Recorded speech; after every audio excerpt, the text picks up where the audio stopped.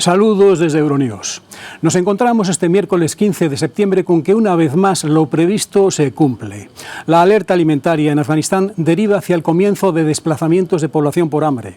La FAO ha hecho un llamamiento urgente para preservar los medios de vida rurales.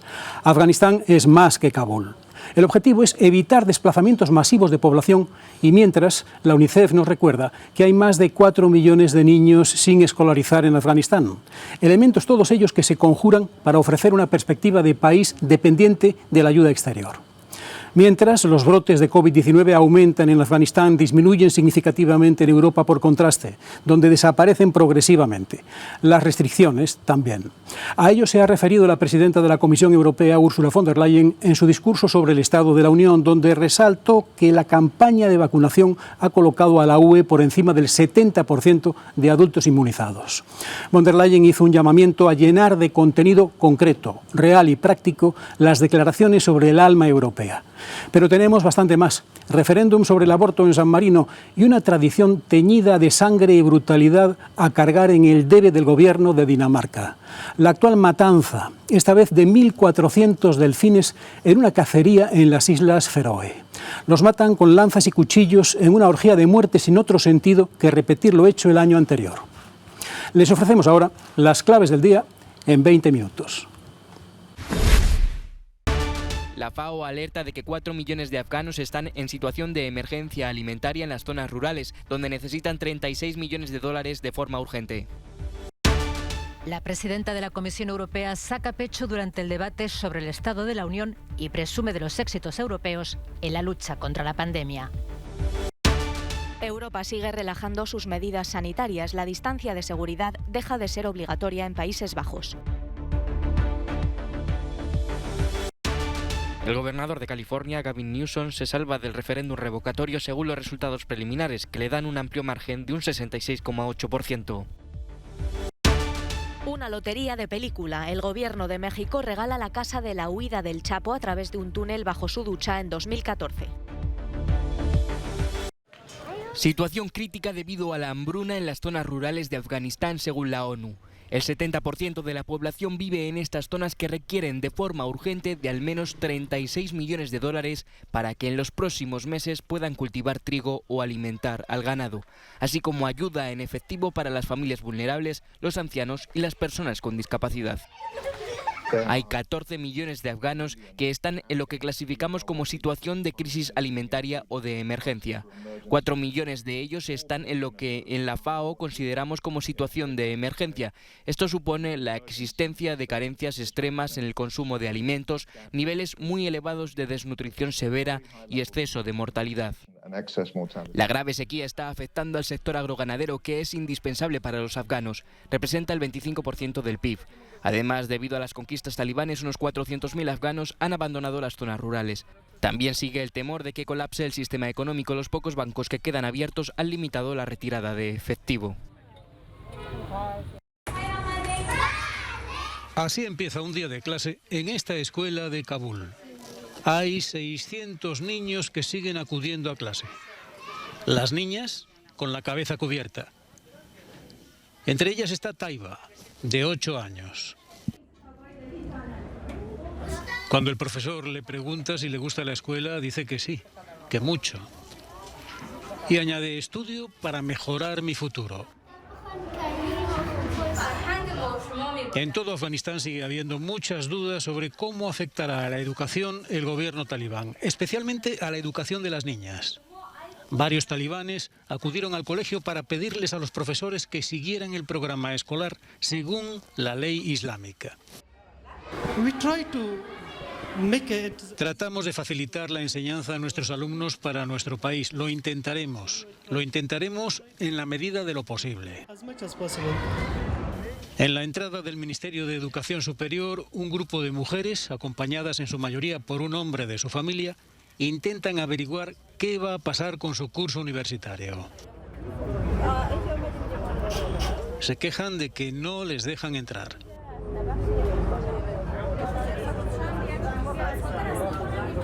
Le planteamos la cuestión al viceministro de Educación Superior, que accedió a recibir a Euronews. No quiso darnos su nombre completo. Pidió que le llamáramos profesor Kamran.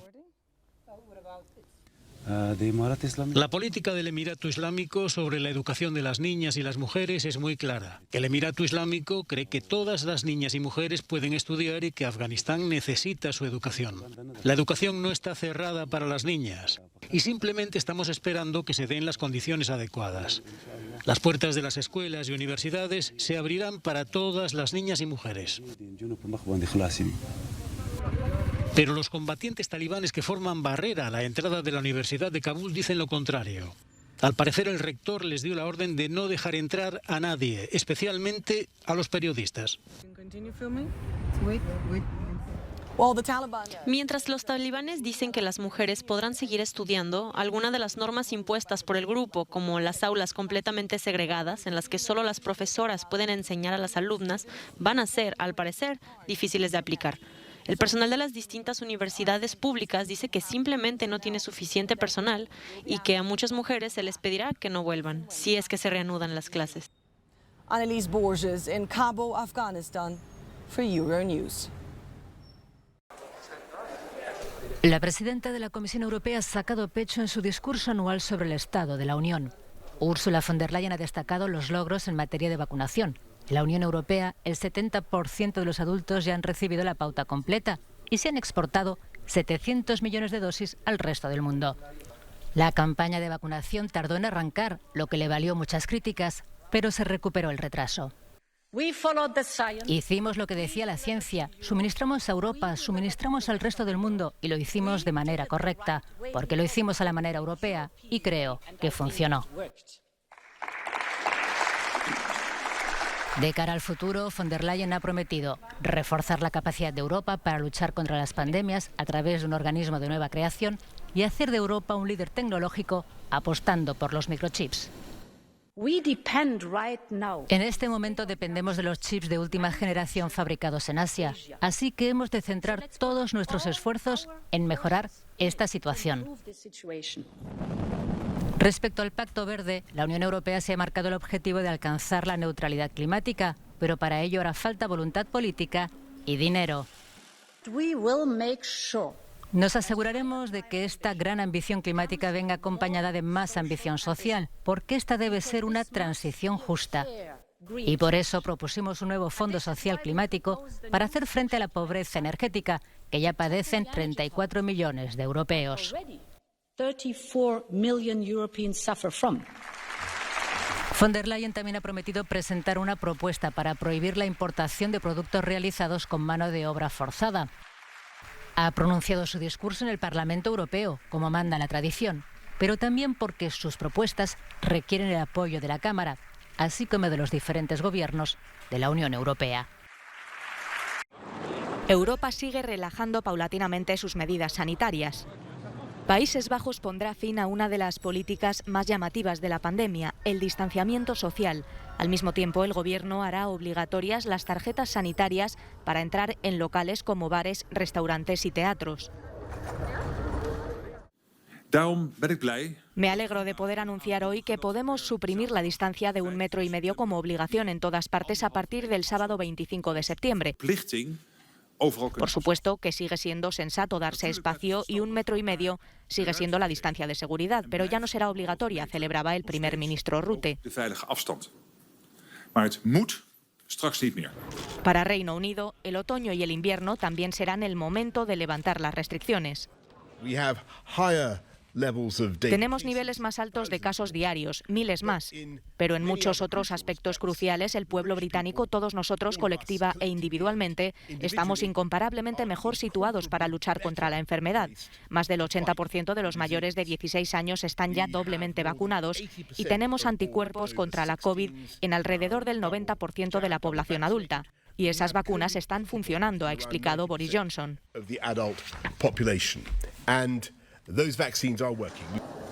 Aunque el Gobierno no está considerando actualmente imponer el certificado COVID y las mascarillas obligatorios, el plan para vacunar a los niños de 12 a 15 años ha sido aceptado y el proceso comenzará en los próximos días.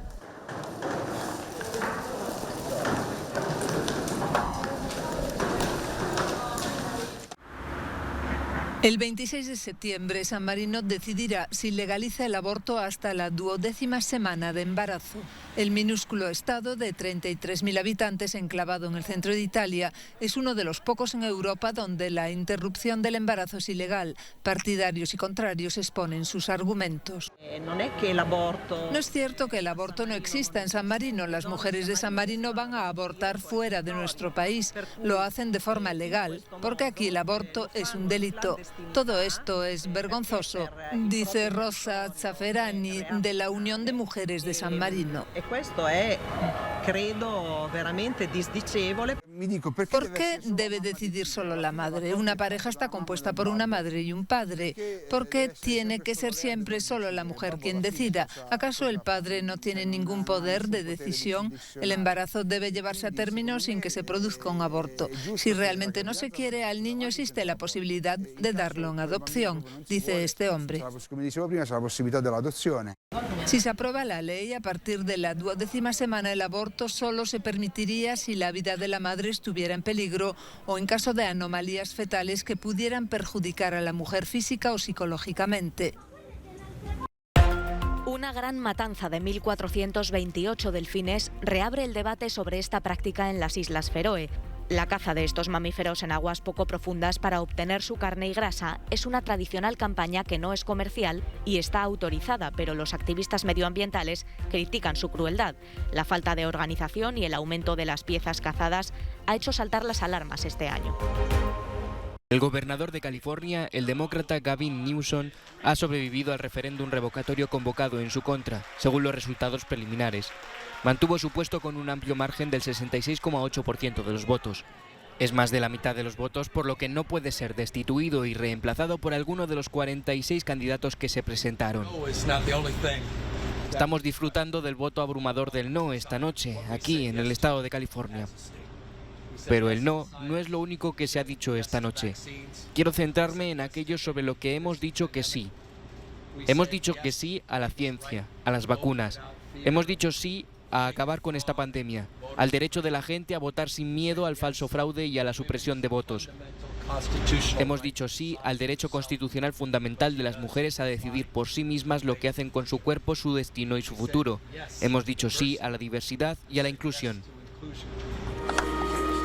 Las drásticas medidas de Newsom por la pandemia, unidas al escándalo por las fotos de él desacatando sus restricciones, hicieron temblar los cimientos demócratas en California. Los republicanos esperaban aupar como ganador al líder de la lista de candidatos opositores, el comentarista radiofónico Larry Elder. Pero la posibilidad de que perder California pudiera beneficiar a los republicanos en el Senado hizo que todo el aparato demócrata se movilizara, incluso el presidente de Estados Unidos, Joe Biden.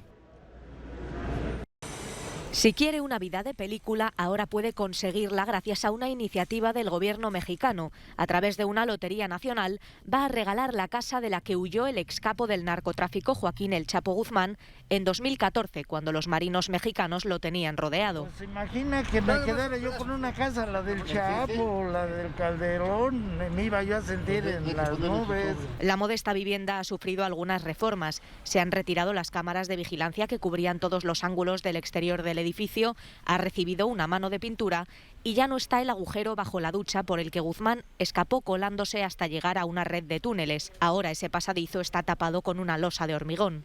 Nosotros le ofertamos como una nueva oportunidad. Hay gente que le gusta la idea de poder ganar una propiedad, porque esto es suerte y azar. Cuando te va a tocar, te toca. La casa incautada de 2 dormitorios ha sido valorada por el gobierno en $183.000. Muchos ciudadanos esperan que esta lotería beneficie a la gente necesitada de la zona de Culiacán. Firma el señor presidente. La reforma más importante del siglo XXI, así ha calificado el presidente de Colombia, Iván Duque, la ley de inversión social que ha firmado para financiar subsidios y programas sociales mediante impuestos acordados con los más ricos, medidas antievasión y un plan de austeridad y recorte de la burocracia. El sector privado aporta, contribuye, pero mantiene la competitividad ganada en estos años para seguir haciendo de Colombia un lugar atractivo para la inversión extranjera. La nueva reforma tributaria establece más impuestos a las empresas y al sector financiero para mitigar los efectos de la pandemia de coronavirus. Con ella, el gobierno espera recaudar 15,2 billones de pesos, unos 4.000 millones de dólares. Un paso atrás de Duque, cuya anterior propuesta de reforma fiscal de gravar a la empobrecida clase media desencadenó protestas masivas desde el 28 de abril del año pasado. La ira se apoderó de las calles a diario durante semanas, reprimida por una violencia policial que resultó en al menos 60 muertos y una llamada de atención de la Comisión Interamericana de Derechos Humanos por los excesos de la fuerza pública. El escritor nicaragüense Sergio Ramírez pronostica la caída de Daniel Ortega. Ramírez, sobre quien pesa una orden de arresto en su país, hizo esta declaración este martes en una entrevista en Madrid. Antiguo colaborador cercano de Ortega, el escritor está acusado de incitación al odio y conspiración, cargos que suelen utilizarse contra opositores o candidatos en las elecciones presidenciales previstas para noviembre. Ortega aparentemente está muy fuerte, pero los hechos del 2018 fueron para él un tiro al jodillo. Podrá correr todavía algún tiempo, pero caerá. Y dentro de 10 o 15 años un lector se va a encontrar de lo que fue la terrible Nicaragua del año 2018. Son hechos demasiado inmediatos, yo lo reconozco. Uno corre riesgos al introducir hechos demasiado inmediatos en el contexto de una novela, pero también las novelas tienen necesidades. Y yo sabía yo estaba convencido que esta novela me demandaba que esos hechos fueran parte de la trama narrativa. Sergio Ramírez, de 78 años, fue miembro del gobierno después de que los sandinistas tomaran el poder en 1979. Fue vicepresidente durante el primer mandato de Ortega, pero terminó rompiendo con el Frente Sandinista de Liberación Nacional en 1995. Yo conozco a un Daniel Ortega de los años de la Revolución que ya son muy lejanos. Pero hoy en día yo al que veo actuar es una persona que reprime sin ninguna consideración. El escritor, que abandonó Nicaragua, dijo que no veía ninguna posibilidad de volver a su país por el momento. El devastador incendio de Sierra Bermeja, el primero calificado como de sexta generación en la historia de España, ha sido por fin controlado. La lluvia ha ayudado a poner fin a 6 días de infierno y lucha contra las llamas que forzaron la evacuación de 2.600 vecinos de 6 localidades y costaron la vida a un bombero forestal.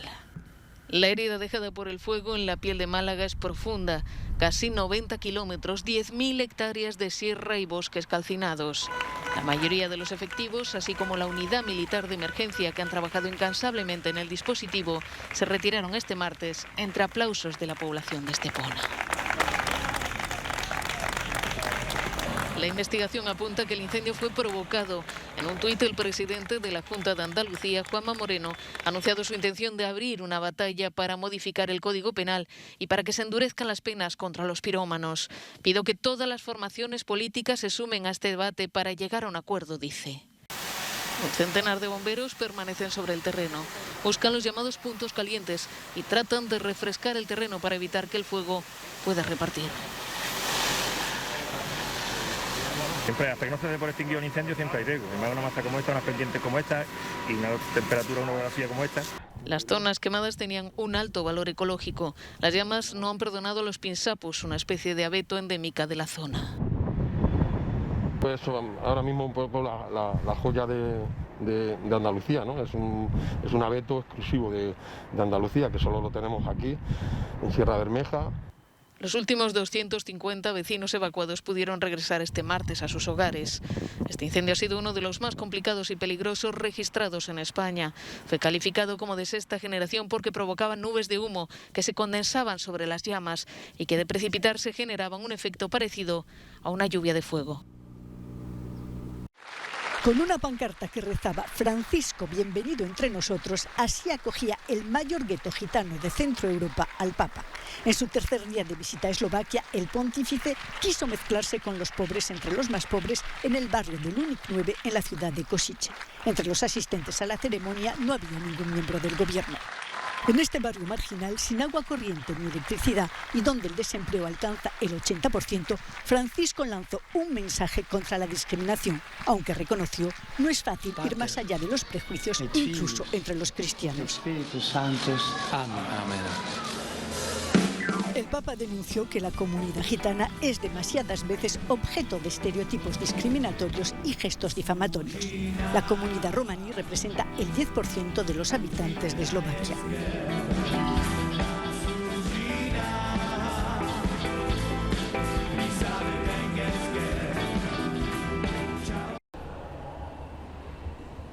Científicos egipcios logran identificar los huesos de una nueva especie de ballena depredadora de 4 patas.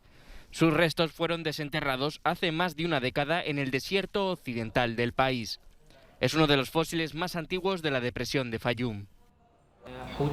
La ballena Phiomicetus anubis vivió hace 43 millones de años en la depresión de Fayum. Su longitud era de aproximadamente 3 metros y pesaba unos 600 kilos. Por lo tanto, es uno de los mayores y más feroces depredadores de esta región, en la que vivió hace 43 millones de años.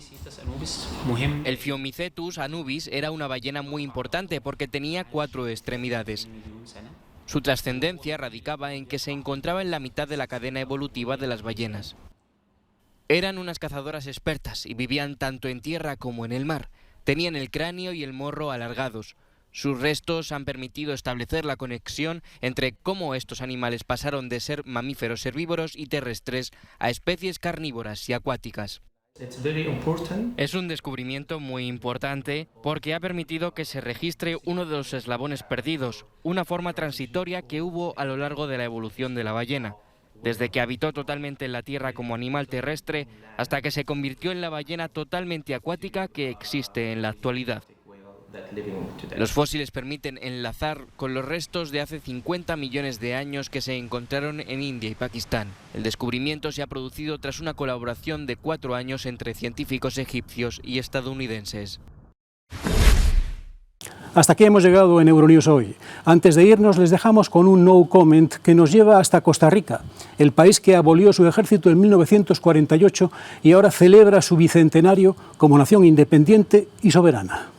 Saben que pueden seguir las noticias y programas de Euronews las 24 horas del día en nuestro canal y también en las redes sociales. Gracias por acompañarnos. Hasta mañana.